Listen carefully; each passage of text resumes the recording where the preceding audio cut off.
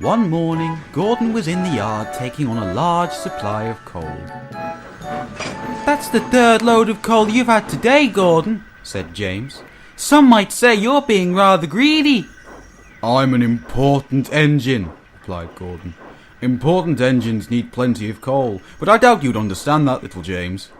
James snorted and went about his work.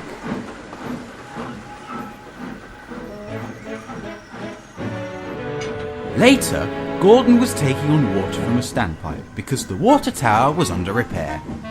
"I wouldn't drink too much of that water if I were you, Gordon. It might give you boiler ache." "Pah!" said Gordon. "What's this? Educating Gordon, eh?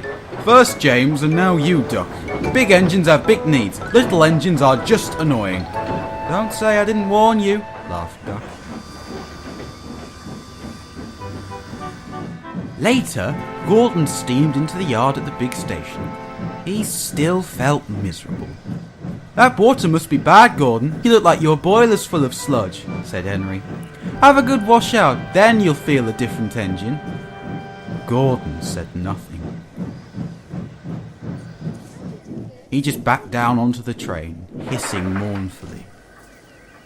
"Shut up, Gordon," said the Fat Controller. "I can't, sir. The others say I've got boiler ache, but I haven't, sir. I keep thinking about what the diesels say, sir. Is it true?" "What do they say?" "They say they're taking over." "Yes, Gordon, I'm afraid so." "What? All my brothers and sisters drawn the same time as me?"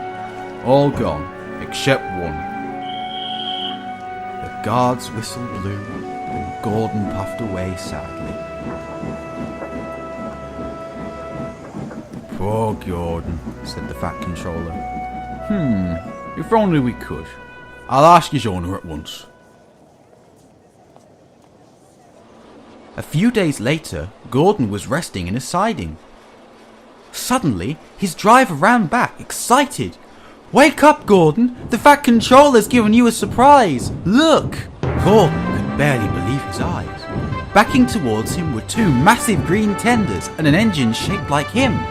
"It's Flying Scotsman!" he gasped. "The Fat Controller's brought him to see me. Oh, thank you, sir." Gordon's toot of joy was drowned by Flying Scotsman's.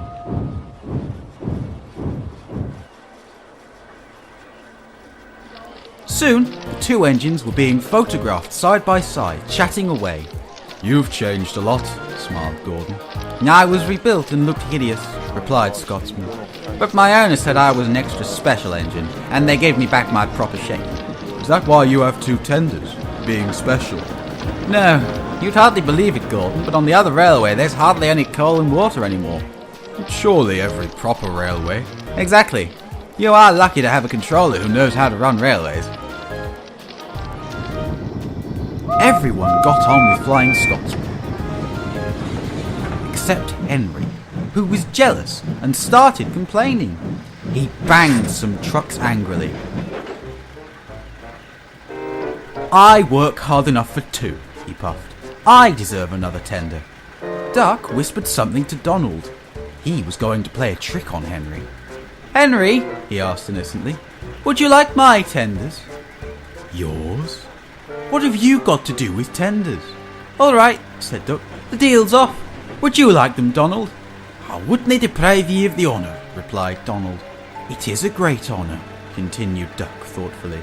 "But I am only a tank engine, so I wouldn't know anything about tenders. Perhaps James might." "I'm sorry I was rude," spluttered Henry hastily. "How many tenders have you, and when can I have them?" I have 6, and you can have them this evening." "6 lovely tenders," chortled Henry. "What a splendid sight I'll be."